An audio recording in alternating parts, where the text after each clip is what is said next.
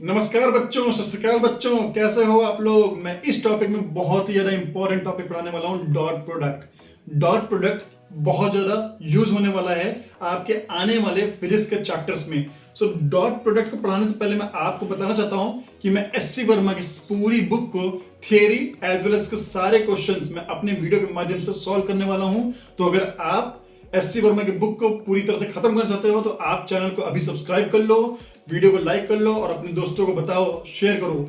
इससे सभी को मदद मिलने वाली है। तो बच्चों, मुझे पता है कि अगर एससी वर्मा आपने सॉल्व कर ली तो गारंटीड आपका आईआईटी जेईई और नीट यूं ही क्रैक हो जाएगा, कोई बड़ी बात नहीं है। लेकिन आपको अपने कोर्स की बुक प्लस आपके अपने जो मॉड्यूल्स हैं उनको भी आपको सॉल्व करना होता है, इसलिए आपके पास इतना टाइम नहीं होता कि आप एक नई एडिशनल बुक लेके उस पर अपना टाइम डिवोट करो। ठीक है बच्चों, लेकिन मैं गारंटी देता हूं कि अगर आपने एससी वर्मा खत्म कर ली तो आपका आईआईटी जेईई और नीट कोई नहीं रोक पाएगा आपको। ठीक है, सो इसी पर्टिकुलर एम्बिशन से मैं आगे बढ़ता हूं। सारे चैप्टर्स, पूरे थियरी और सारे क्वेश्चंस में सॉल्व कर रहा हूं। एक एक क्वेश्चन एससी वर्मा एक एक क्वेश्चन में सॉल्व करूंगा।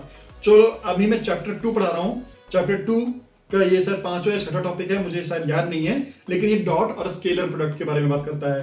सो डॉट प्रोडक्ट क्या होता है बच्चों, हमने पिछले वीडियो में पढ़ा था किसी वेक्टर को हम एक बेसिकली एक नंबर से मल्टीप्लाई कर सकते हैं, के से मल्टीप्लाई कर सकते हैं, है ना बच्चों। सो अगर पिछली वीडियो को मैं एक बार क्या करता हूं, मैं ए वेक्टर को अगर मल्टीप्लाई करते हैं के से, सो हम इसको लिख सकते हैं के टाइम्स ए वेक्टर। ठीक है, सो ये नंबर चूंकि एक खुद एक स्केलर क्वांटिटी है, ऐसा क्योंकि डायरेक्शन नहीं है, इसलिए ये केवल डायरेक्शन को या तो सेम रख सकता है या फिर रिवर्स कर सकता है। अगर हम अगर के ए है तो मैग्नीट्यूड बेसिकली बच्चों, इसमें ऐसे लिख देता हूं मैं आपको, ठीक है ना, मैग्नीट्यूड इसका के ए होएगा और डायरेक्शन सेम रहेगा बच्चों। ठीक है, लेकिन इस बार लेट्स कंसीडर ए वेक्टर को मैंने इस बार माइनस के टाइम्स ए से मल्टीप्लाई किया है, तो इस बार भी इसका मैग्नीट्यूड बच्चों, मैग्नीट्यूड फिर से सेम रहेगा क्योंकि के ही है ना। ए के पास अपना एक मैग्नीट्यूड था जिससे मल्टीप्लाई हुआ है माइनस के, सो के और ए का मैग्नीट्यूड सेम रहेगा, लेकिन इस बार डायरेक्शन बच्चों क्या हो जाएगा, इस बार रिवर्स हो जाएगा। ठीक है बच्चों, डायरेक्शन रिवर्स हो जाएगा। इसी रिवर्सल डायरेक्शन के वजह से जो के फैक्टर होता है वो बहुत ज्यादा इंपॉर्टेंट हो जाता है। हम ए वेक्टर को माइनस ए वेक्टर बना सकते हैं बाई मल्टीप्लाइंग बाई -1। ठीक है, सो ये तो एक स्केलर नंबर से मैंने मल्टीप्लाई किया है, लेकिन व्हाट इफ दो वेक्टर को मल्टीप्लाई करना हो, दोनों के पास डायरेक्शन है, दोनों के पास मैग्नीट्यूड है और दोनों को मल्टीप्लाई करना है, तो क्या होगा। हम बच्चों उसको दो तरह से मल्टीप्लाई कर सकते हैं, एक होता है डॉट प्रोडक्ट, एक होता है क्रॉस प्रोडक्ट। सो बच्चों, इस बार मैं डॉट प्रोडक्ट के बारे में बात करूंगा, क्रॉस प्रोडक्ट के बारे में मैं नेक्स्ट वीडियो में बात करूंगा, क्योंकि वो बहुत ज्यादा इंपॉर्टेंट वो भी टॉपिक रहेगा, क्योंकि क्रॉस प्रोडक्ट समझना थोड़ा ज्यादा मुश्किल होता है डॉट प्रोडक्ट से। सो डॉट प्रोडक्ट क्या होता है बच्चों, डॉट प्रोडक्ट क्या होता है कि कोई दो वेक्टर आपस में टकराएंगे, जैसे राम है और श्याम है, वो आपस में टकराने के बाद दोनों ने अपनी डायरेक्शन की क्वांटिटी, जो डायरेक्शन की जो आइडेंटिटी है वो खो दी। सो राम और श्याम जब टकराएंगे तो उनकी डायरेक्शन की जो आइडेंटिटी है वो खो जाती है और मैग्नीट्यूड भी थोड़ा सा चेंज होता है। तो कैसे होता है, अगर हम ए वेक्टर, है ना बच्चों, अगर हम ए वेक्टर और बी वेक्टर को मल्टीप्लाई करते हैं बच्चों, तो क्या होता है, और बीच में एंगल थीटा है, तो ए वेक्टर और बी वेक्टर कहते हैं कि भैया हमें तो एक ही डायरेक्शन में काम करते हैं, हम परपेंडिकुलर डायरेक्शन में काम नहीं करते। सो ए वेक्टर है ना और बी वेक्टर, ये वेक्टर और ये वेक्टर हमेशा सेम डायरेक्शन में काम करेंगे, अपोजिट डायरेक्शन में काम या परपेंडिकुलर डायरेक्शन में काम नहीं करेंगे। ठीक है बच्चों, सो हम मैं ऐसे भी बना सकता हूं, मैं या फिर मैं इसको ऐसे भी लिख सकता हूं, ये है v cos थीटा वेक्टर, ठीक है ना, x डायरेक्शन में, और ये है, ठीक है, और ये है b sin थीटा, ये b sin theta y direction में वेक्टर है और b cos theta x direction में वेक्टर है। सो अब डॉट प्रोडक्ट क्या कहता है कि भैया मैं एक वेक्टर तुम वेक्टर, अगर हम दोनों एक डायरेक्शन में हैं तब तो बढ़िया, तब तो हम काम करेंगे, अदरवाइज हम नहीं करेंगे। सो बच्चों, राम और श्याम दोनों ही भगवान के रूप हैं, ये दोनों ही आपस में लड़ेंगे तो पृथ्वी नष्ट हो जाएगी। ठीक है बच्चों, सो ये दोनों एक ही डायरेक्शन में काम करते हैं।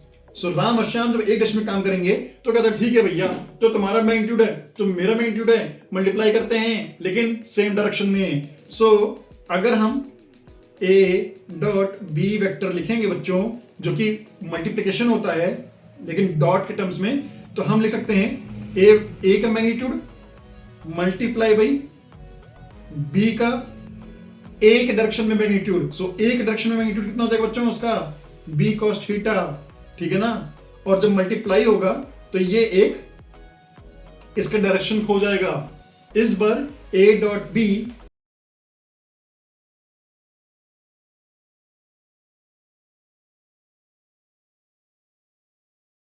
एक स्केलर क्वांटिटी बन जाती है क्योंकि ये ए डॉट बी है। इसीलिए बहुत बार आप दो वेक्टर होंगे उसको डॉट प्रोडक्ट करना होगा और फाइनली उसका वो चीज बेसिकली उसकी आइडेंटिटी डायरेक्शन हो जाएगा। सो इसीलिए A dot B vector becomes A B cos theta. ठीक है ना, डायरेक्शन खत्म, कुछ डायरेक्शन नहीं बचा इसका, ए बी कॉस थीटा। अब इसका एग्जांपल बेसिकली बच्चों वर्क या फिर एनर्जी होता है। इसमें क्या होता है बच्चों कि एक पर्टिकुलर पार्टिकल है वो इस डायरेक्शन में जा रहा है। ठीक है बच्चों, समझो इसका डायरेक्शन एक्स आई कैप है, क्योंकि एक्स डायरेक्शन जा रहा है तो मैंने एक्स आई कैप ले लिया और एक्स इसका मैग्नीट्यूड है। ठीक है, अब इस पे एक फोर्स लगा, समझो इसमें फोर्स लगा एफ। तो अब जब फोर्स मल्टीप्लाई बाय डिस्टेंस करेंगे तो बच्चों वर्क निकलता है, कितना वर्क डन हुआ। अभी आप फ्यूचर में पढ़ोगे वर्क डन। सो बच्चों वर्क डन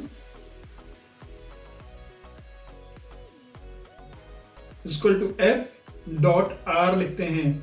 एफ वेक्टर मतलब फोर्स का वेक्टर और आर का वेक्टर, और दोनों सेम डायरेक्शन में ही काम करते हैं, मतलब सेम डायरेक्शन में होगा तभी काम करेंगे।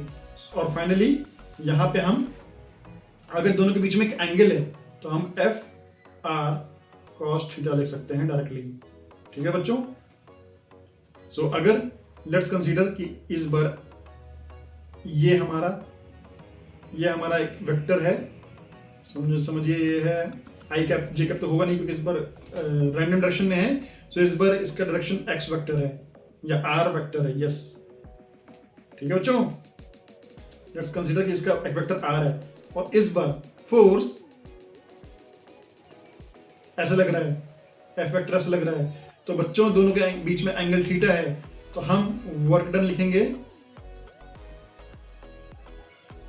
Equal to F R cos theta, क्योंकि दोनों एक दूसरे के सेम डायरेक्शन में काम करते हैं। हमें या तो एफ को रिजॉल्व करना पड़ेगा आर के डायरेक्शन में या फिर आर को रिजॉल्व करना पड़ेगा एफ के डायरेक्शन में, क्योंकि डॉट प्रोडक्ट कहता है कि भैया हम तो सेम डायरेक्शन में काम करेंगे, हम दूसरे डायरेक्शन में काम नहीं करते, अपोजिट डायरेक्शन में काम या बेसिकली परपेंडिकुलर डायरेक्शन में काम नहीं करते, इसलिए सेम डायरेक्शन में करेंगे तो एफ आर कॉस थीटा हो जाएगा, या फिर हम ए बी कॉस थीटा भी सकते हैं अगर वेक्टर ए है वेक्टर बी है। ठीक है बच्चों, अगर दोनों वेक्टर ए है और डायरेक्शन खो जाता है A B basically A dot B में या डॉट प्रोडक्ट में। सो डॉट प्रोडक्ट में आपको दो चीजें याद करनी है, नो डायरेक्शन और दूसरा है वर्क्स इन सेम डायरेक्शन। सो बच्चों फाइनली कोई डायरेक्शन नहीं होता और दोनों एक ही डायरेक्शन में काम करते हैं। इसीलिए और एक डायरेक्शन में काम करने के लिए हमें रिजॉल्व करना पड़ता है किसी एक वेक्टर को दूसरे वेक्टर के डायरेक्शन में, और इससे हमें निकल के आता है ए बी कॉस थीटा। ठीक है बच्चों, सो ये निकल के आता है। इसीलिए अगर एक वेक्टर एक पर्टिकुलर डायरेक्शन में, दूसरे वेक्टर को भी उसी डायरेक्शन में रिजॉल्व करना पड़ेगा हमें आंसर निकालने के लिए। और अगर दूसरा वेक्टर परपेंडिकुलर है, लेट्स से ये हमारा आर वेक्टर है और ये हमारा एफ वेक्टर है, तो हम इस बार थीटा क्या है बच्चों, इस बार थीटा है 90 डिग्री, रिजॉल्व करेंगे cos 90 कितना होता है 0। इसका मतलब है इस बार दोनों का जो डॉट प्रोडक्ट होगा वो होगा ही नहीं, क्योंकि थीटा 90 डिग्री है। थीटा 90 डिग्री होने का मतलब है cos थीटा 0 होना, cos 90 0 होना, और जैसे ही cos 90 0 होगा तो ये डॉट प्रोडक्ट का देगा भाई ये अंतर 0 हो गए, क्योंकि ए बी cos थीटा होता है, cos 90 0 हो जाएगा। इसलिए दो परपेंडिकुलर डायरेक्शन में डॉट प्रोडक्ट काम नहीं करता, केवल सेम डायरेक्शन में काम करेगा। अगर एक को हम रिजॉल्व कर पाए किसी तरह से दूसरे वेक्टर डायरेक्शन में, तब तो भैया डॉट प्रोडक्ट की वैल्यू है, अदरवाइज नहीं है। ठीक है बच्चों, so dot product same direction में काम करता है और फाइनली अपना डायरेक्शन खो देता है। Same direction works in same direction, lost direction, ऐसे याद कर सकते हो। Works in same direction, lost directions. Dot product same in works in same direction और लॉस्ट डायरेक्शन। सो ये दो चीजें आप याद कर सकते हो, और इससे आपको formula A B cos theta याद करने की जरूरत भी नहीं है, क्योंकि बहुत बार आपको कंफ्यूज कर दिया जाएगा और आप फिर थीटा सोचोगे, cos थीटा सोचोगे, क्वेश्चंस ऐसे टिपिकल कर दिए जाएंगे। क्योंकि अभी तो आपको बहुत आसान लगेगा, ठीक है यार ए बी cos थीटा याद कर लेते हैं, बट यही याद रखना जरूरी है कि डॉट प्रोडक्ट सेम डायरेक्शन में ही काम करते हैं। अगर डायरेक्शन का सेम नहीं है, परपेंडिकुलर डायरेक्शन है, तो फिर भैया समझ जाइए डॉट प्रोडक्ट काम नहीं कर रहा है। ठीक है, चलो बच्चों, ये डॉट प्रोडक्ट मैंने कंप्लीट कर दिया है, और इसीलिए इसको स्केलर प्रोडक्ट भी बोलते हैं, क्योंकि फाइनल जो आंसर आता है वो डायरेक्शन नहीं होता, वो स्केलर क्वांटिटी होती है। इसलिए हम डॉट या फिर स्केलर प्रोडक्ट बोलते हैं, because the final resultant doesn't have any direction. Okay बच्चों, चलो बच्चों मिलते हैं नेक्स्ट वीडियो में क्रॉस प्रोडक्ट में, वो थोड़ा ज्यादा इंपॉर्टेंट टॉपिक है। और चैनल को सब्सक्राइब करें, वीडियो को लाइक करें, शेयर करें, क्योंकि इससे आपको बहुत ज्यादा फायदा होने वाला है। मिलते हैं नेक्स्ट वीडियो में, तब तक के लिए बाय।